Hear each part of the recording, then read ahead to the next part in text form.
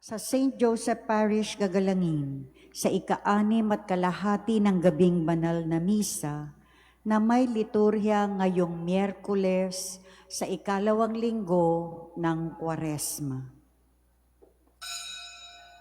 Tumayo na po ang lahat at tayo'y makiisa sa Eukaristikong pagdiriwang na pamumunuan ng ating Kura Paroko, Reverendo Padre Douglas D. Badog.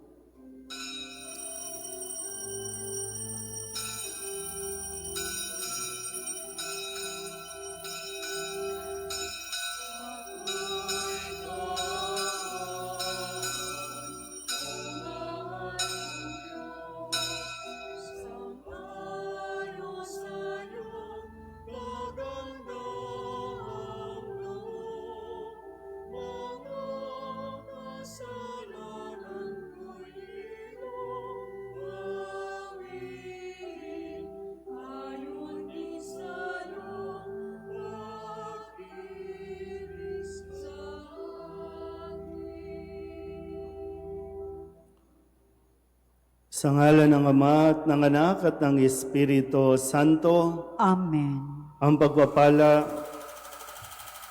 ng ating Panginoong Hesukristo, ang pag-ibig ng Diyos Ama, at ang pakikipagkaisa ng Espiritu Santo naway sumainyong lahat. At sumaiyo rin. Mga kapatid, aminin natin ang ating mga kasalanan upang tayo'y maging marapat gumanap sa banal na pagdiriwang.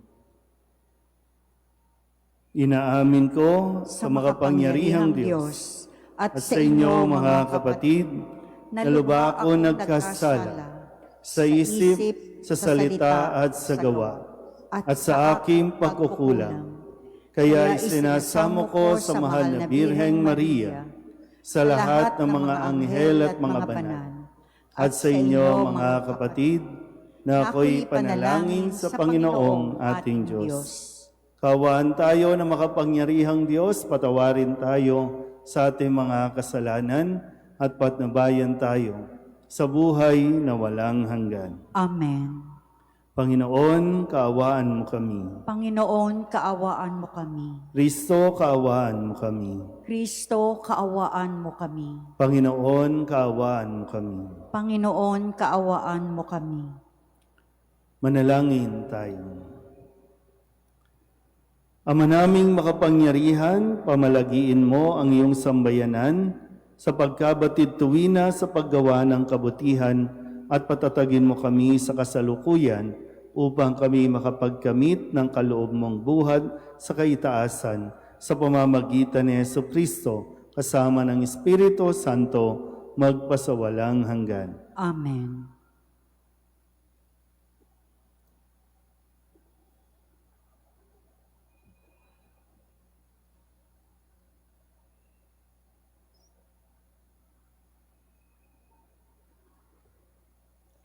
Pagbasa mula sa aklat ni Propeta Jeremias. Ang sabi ng mga tao, iligpit na natin si Jeremias. May mga saserdote namang magtuturo sa atin, mga pantas na magpapayo, at mga propetang magpapahayag ng salita ng Diyos. Isakdal natin siya at huwag na nating pakinggan ang mga sinasabi niya.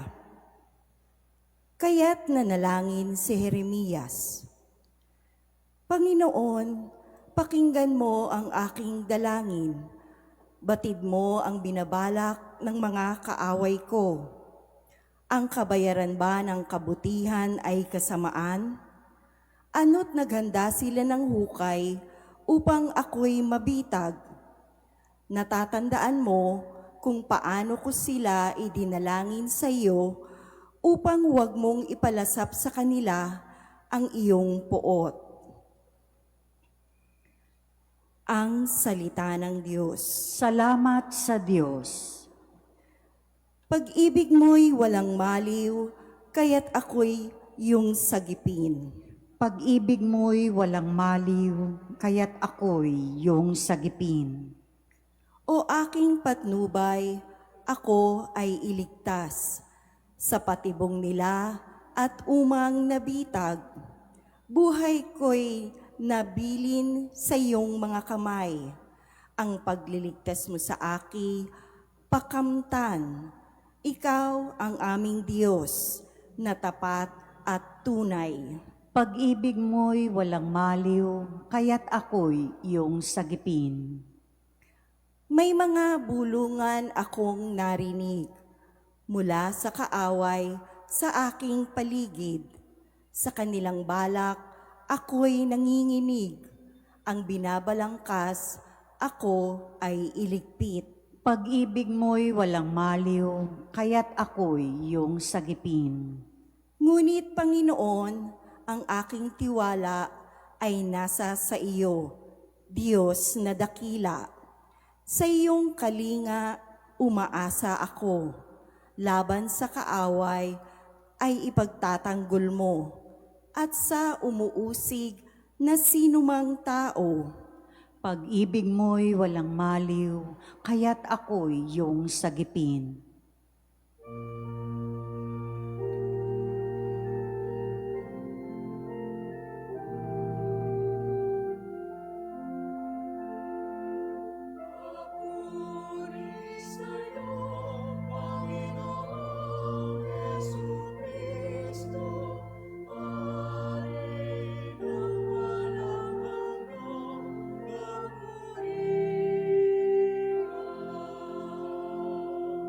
Ang sabi ng poong mahal, sa daigdig ako'y ilaw. Kapag ako ay sinundan, ang dilim ay mapaparam at sa aki mabubuhay. Papuri sa'yo, Panginoong Jesucristo.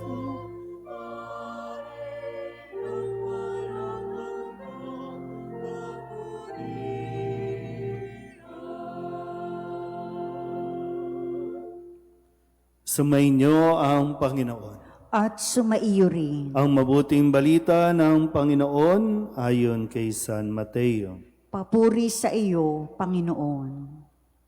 Noong panahong iyon, nang nasa daan na si Jesus patungong Jerusalem, ibinukod niya ang 12. Sinabi niya sa kanila, "Aakyat tayo sa Jerusalem. Do'y ipagkakanulo sa mga punong saserdote at sa mga iskriba ang anak ng tao.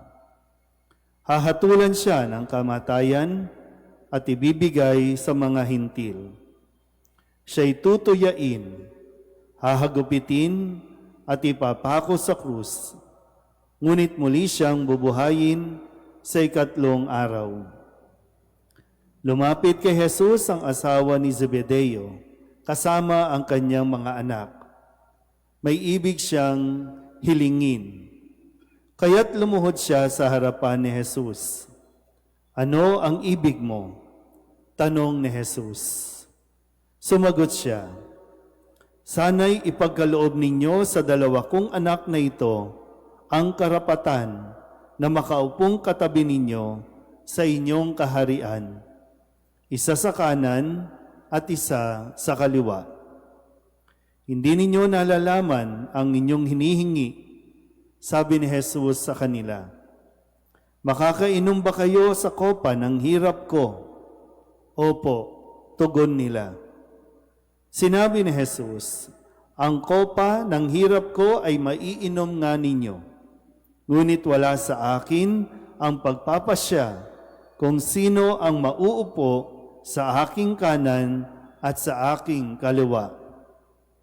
Ang mga luklukang sinasabi ninyo'y para sa mga pinaghandaan ng aking Ama."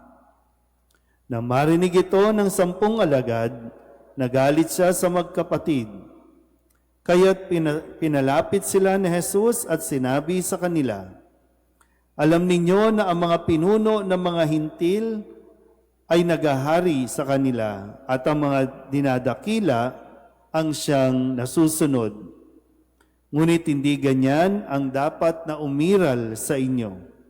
Sa halip, ang sinuman sa inyo na ibig maging dakila ay dapat maging lingkod.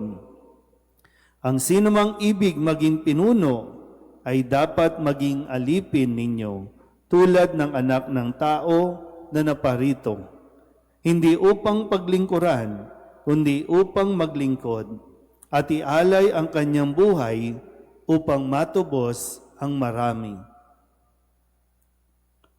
Ang mabuting balita ng Panginoon. Pinupuri ka namin, Panginoong Heso Kristo.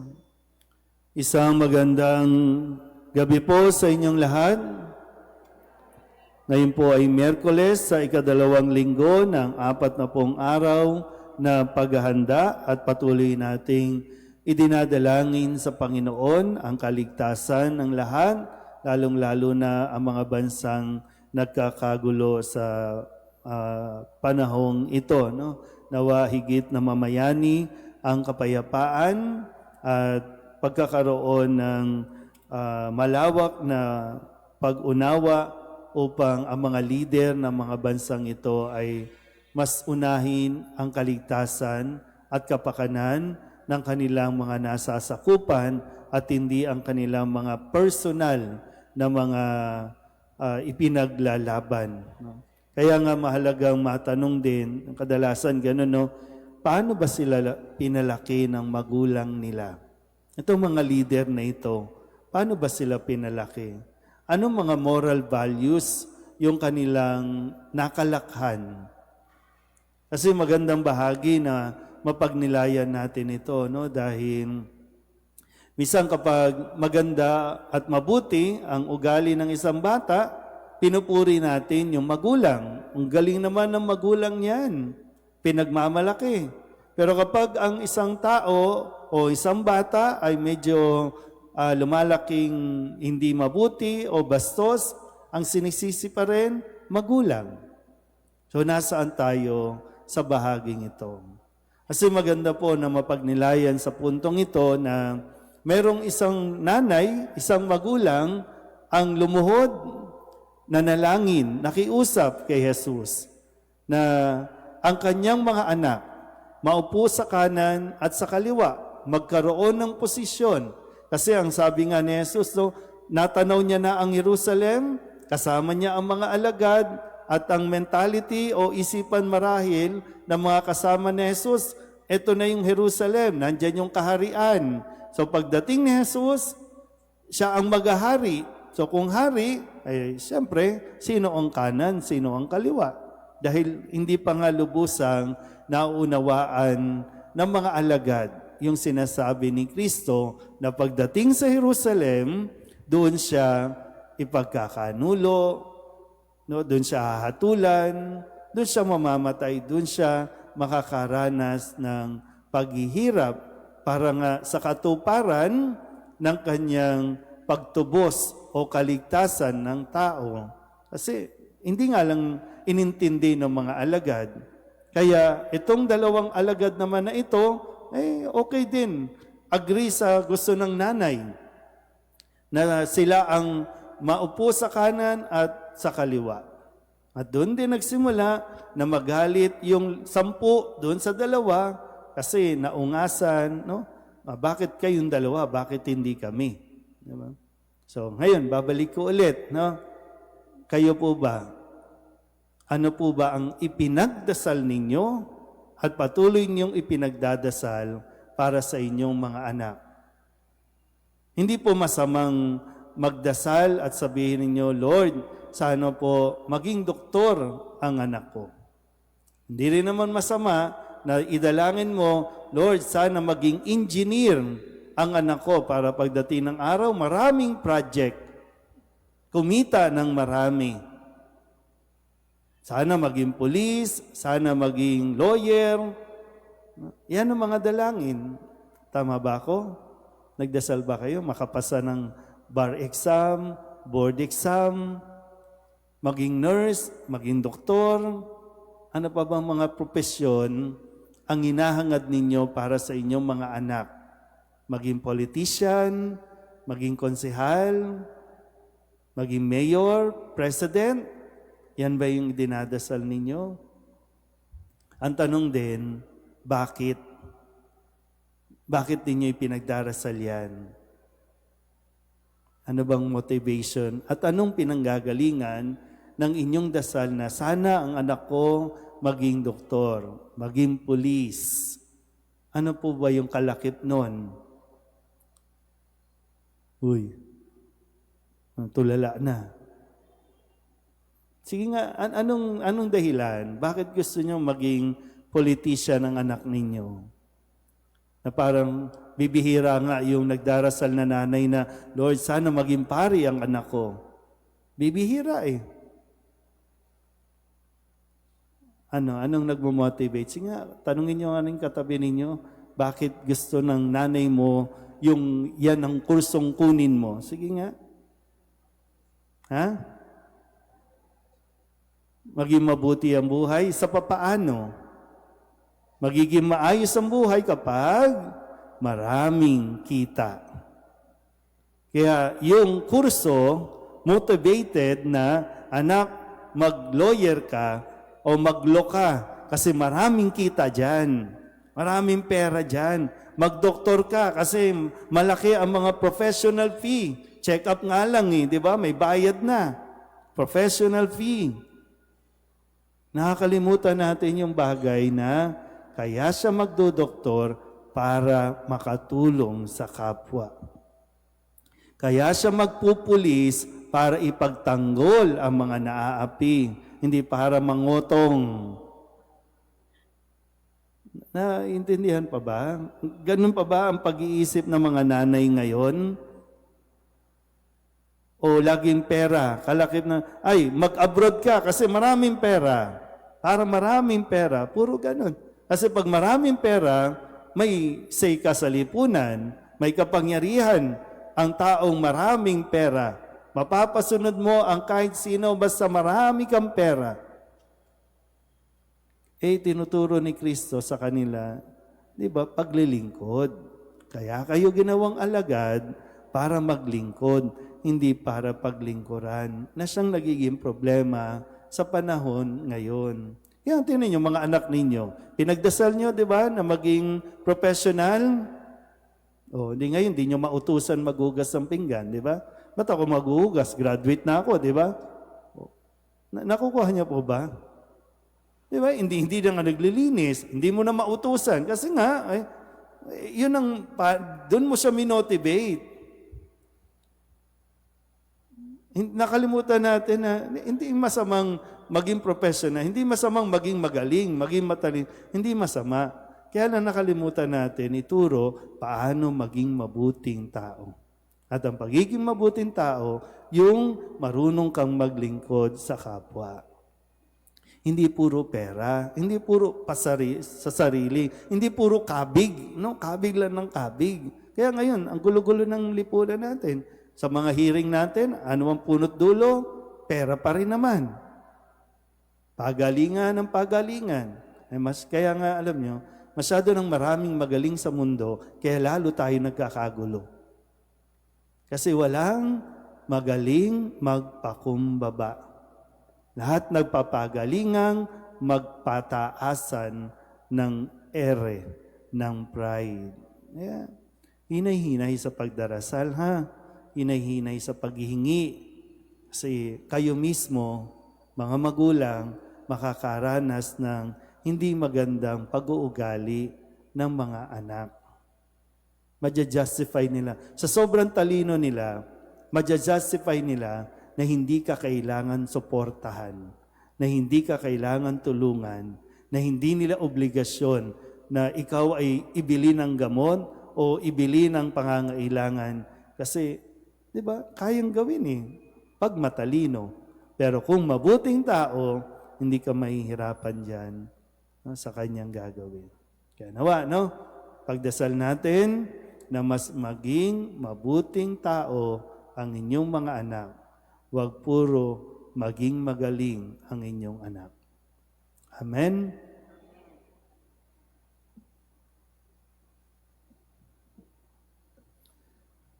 Habang isinasaisip natin ang mga salita ni Jesus na ang pinakadakila ay yaong naglilingkod, manalangin tayo sa Diyos Ama upang pagkalooban tayo ng tunay na diwa ng paglilingkod sa lahat ng tao.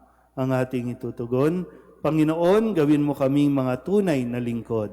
Panginoon, gawin mo kaming mga tunay na lingkod.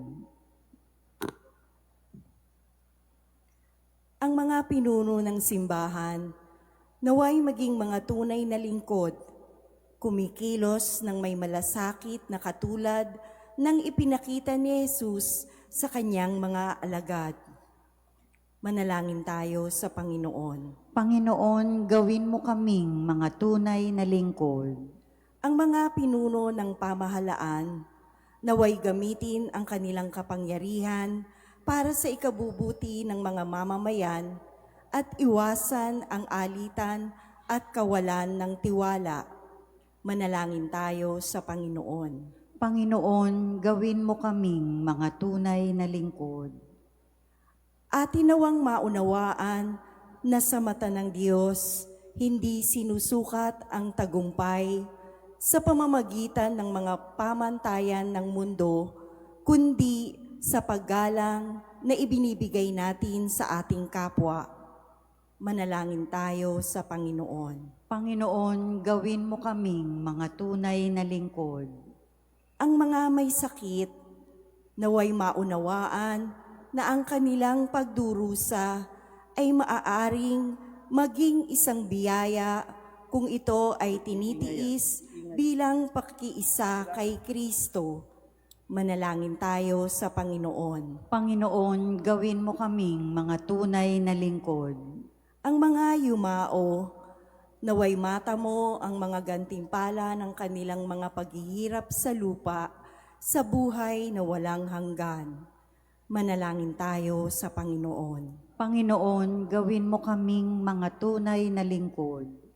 Upang mamayani ang kapayapaan sa gitnang silangan at sa buong mundo, at ipag-adyanawa ang sangkatauhan sa karahasan, kasakiman, at pang-aabuso ng kapangyarihan na nagdudulot ng paghihirap at kamatayan sa marami. Manalangin tayo sa Panginoon. Panginoon, gawin mo kaming mga tunay na lingkod. Upang ang lahat ng mga nagdurusa dahil sa kalupitan ng digmaan ay daglian ng makaranas ng kapayapaan at mabuhay ng may kapanatagan at kalayaan.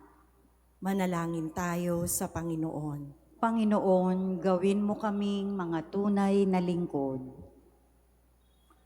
Idulog din natin sa Panginoon ang ating mga personal na kahilingan at mga panalangin para sa ating mga pamilya, kasama din ang mga kahilingan ng mga nanonood sa online, lahat ng mga misang pasasalamat, special na intensyon, agarang paggaling ng mga may sakit, ang lahat ng mga kaluluwa na inihiling na ipagdasal sa misang ito. Ang lahat ng ito ay inihiling namin sa ngalan ni Kristo, aming Panginoon. Amen.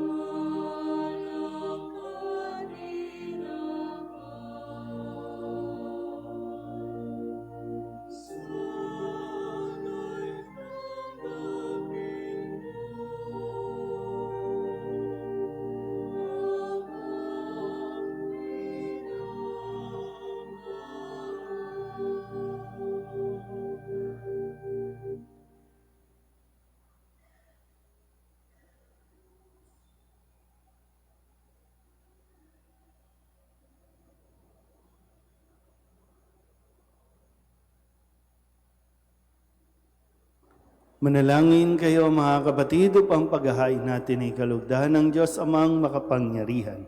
Tanggapin nawa ng Panginoon itong paghahain sa iyong mga kamay, sa kapurihan niya at karangalan, sa ating kapakinabangan at sa buong sambayanan niyang banal. Ama naming lumikha, tunghayan mo ang aming inihahain ngayon upang ang pagpapalitan ng kaloob mo at ng aming handog ay magdulot sa amin ng kapatawaran sa pamamagitan ni Jesucristo kasama ng Espiritu Santo magpasawalang hanggan. Amen. Sumainyo ang Panginoon. At sumaiyo rin. Itaas sa Diyos ang inyong puso at diwa. Itinaas na namin sa Panginoon. Pasalamatan natin ang Panginoong ating Diyos. Marapat na siya ay pasalamatan. Ama naming makapangyarihan, tuning ang marapat na ikaw ay aming pasalamatan sa pamamagitan ni Jesucristo na aming Panginoon. Sa pagbabakasakali mong kami bubuti, isinugo mo si Jesucristo upang pangunahan kami. Bilang pagsunod sa iyong atas sa bigay, ipinahayag ng iyong anak ang iyong kalooban na ang mga apit tukha ay kanyang damayan.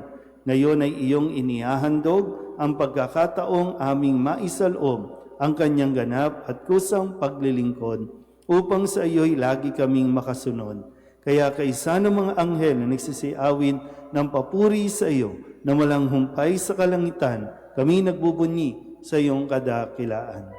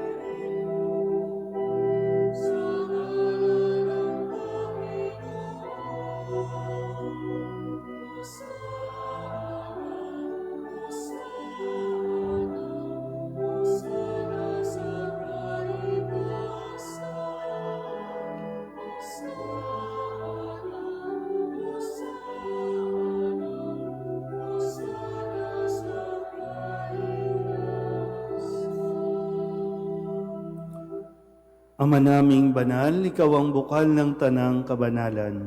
Kaya't sa pamamagitan ng iyong Espiritu, gawin mong banal ang kaloob na ito upang para sa aming maging katawan at dugo ng aming Panginoong Hesu Kristo. Bago niya pinagtiis ang kusang loob na maging handog, hinawakan niya ang tinapay, pinasalamatan kaniya, pinaghati-hati niya iyon, iniabot sa kanyang mga alagad at sinabi, "Tanggapin ninyong lahat ito at kanin, ito ang aking katawan na ihahandog para sa inyo."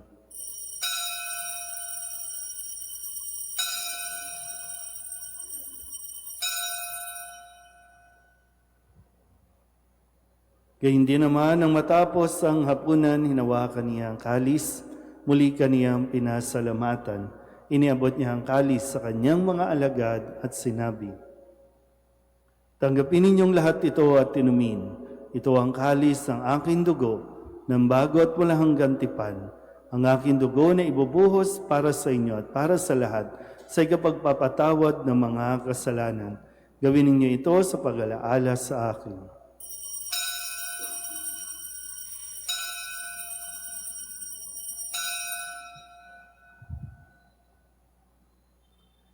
Ipagbunyi natin ang misteryo ng pananampalataya. Si Kristo'y namatay, si Kristo'y nabuhay, si Kristo'y babalik sa wakas ng panahon. Ama, ginagawa namin ngayon ang pag-alaala sa pagkamatay at muling pagkabuhay ng iyong anak. Kaya tiniaalay namin sa iyo ang tinapay na nagbibigay buhay at ang kalis na nagkakaloob ng kaligtasan. Kami napapasalamat dahil kami iyong minarapat na tumayo sa harap mo para maglingkod sa iyo. Isinasamo namin kami magsasalo-salo sa katawan at dugo ni Kristo ay mabuklod sa pagkakaisa sa pamamagitan ng Espiritu Santo. Amalingapin mo ang iyong simbahang laganap sa buong daigdig. Puspusin mo kami sa pag-ibig, kaisa ni Leon na aming Papa at ni Jose na aming obispo at ng tanang kaparian. Alalahanin mo rin ang mga kapatid naming nahimlay na may pag-asang sila'y muling mabubuhay, gayon din ang lahat ng mga pumanaw. Kawaan mo sila at patuloyin sa iyong kaliwanagan. Kawaan mo at pagindapating kaming lahat na makasalo sa iyong buhay na walang wakas. Kaysa ng mahal na Birheng Maria na ina ng Diyos, ng kabiyak ng puso niyang si San Jose, kaysa ng mga apostol at ng lahat ng mga banal na namuhay dito sa daigdig ng kalugod-lugod sa iyo, may pagdiwang nawa namin ang papupuri sa kararangal mo sa pamamagitan ng iyong anak na aming Panginoong Hesu Kristo. Sa pamamagitan ni Kristo, kasama niya sa Kanya, ang lahat ng parangal at papuri ay sa iyo, Diyos amang makapangyarihan, kasama ng Espiritu Santo, magpasawalang hanggan. Amen.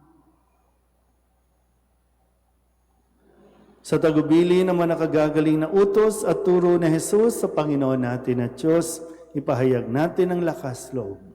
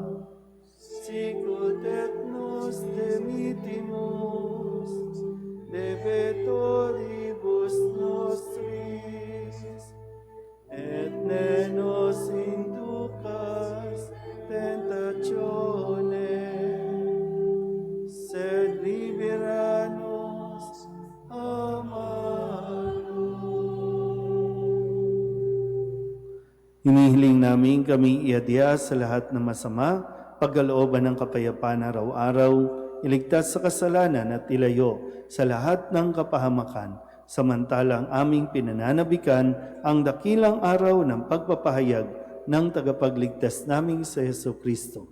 Sapagkat iyo ang kaharian at ang kapangyarihan at ang kapurihan, magpakailanman. Amen. Panginoong Hesu Kristo, sinabi mo sa iyong mga apostol, kapayapaan ang iniiwan ko sa inyo, ang aking kapayapaan ang binibigay ko sa inyo. Tunghayan mo ang aming pananampalataya at huwag ang aming mga pagkakasala.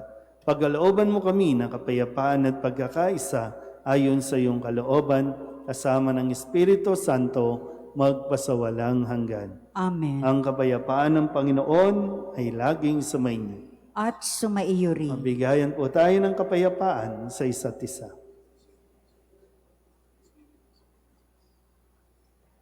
Kordero ng Diyos na nag-aalis ng mga kasalanan ng sanlibutan, maawa ka sa amin. Kordero ng Diyos na nag-aalis ng mga kasalanan ng sanlibutan, maawa ka sa amin. Kordero ng Diyos na nag-aalis ng mga kasalanan ng sanlibutan, ipagkaloob mo sa amin ang kapayapaan. Ito ang kordero ng Diyos. Ito ang nag-aalis ng kasalanan ng sanlibutan. Mapalad ang mga inaanyayahan sa kanyang piging. Panginoon, hindi ako karapat-dapat na magpatuloy sa iyo, ngunit sa isang salita mo lamang ay gagaling na ako.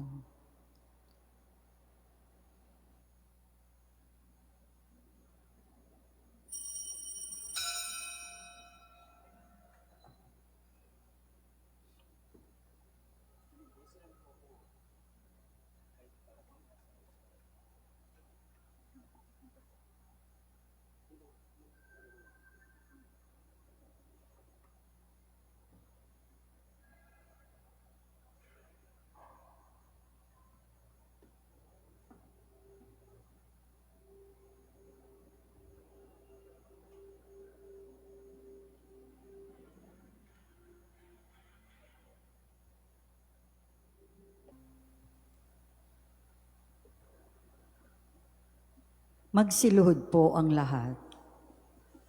Panalangin kay San Jose, abang tagapangalaga ng tagapagligtas, kabiyak na puso ng mahal na Birheng Maria. Sa iyo ipinagkatiwala ng Diyos ang kaisa-isa niyang anak. Sa iyo nagtiwala si Maria. Sa piling mo si Kristo'y naging tao. Maging ama ka rin sa amin, pinagpalang Jose. At gabayan mo kami sa landas ng buhay. Ihingi mo kami ng biyaya, awa at tapang. At ipagtanggol kami sa lahat ng masama. Amen. Tumayo na po ang lahat. Manalangin tayo. Ama naming mapagmahal, niloob mong kami magsalo-salo sa piging ng muling pagkabuhay ng anak mo. Ito naway aming pakinabangan sa pagkakamit namin ng walang maliw na kaligtasan sa pamamagitan ni Jesucristo kasama ng Espiritu Santo magpasawalang hanggan. Amen. Pagkatapos po ng misa, inaanyayahan ko po kayong lahat na manatili at sumama po sa pagdarasal ng Santo Rosario at ang intensyon na ito ay alay natin para sa kapayapaan sa pagitan ng US, Israel at Iran, ganun na rin sa Russia at Ukraine. Nawa ay makasama namin kayo sa pagdarasal. Sumainyo ang Panginoon. At sumaiyo rin. At pagpalain kayo ng makapangyarihang Diyos, Ama at Anak, at Espiritu Santo. Amen. Tapos ang banal na misa, humayo tayo sa kapayapaan ni Kristo. Salamat sa Diyos. Magandang gabi po.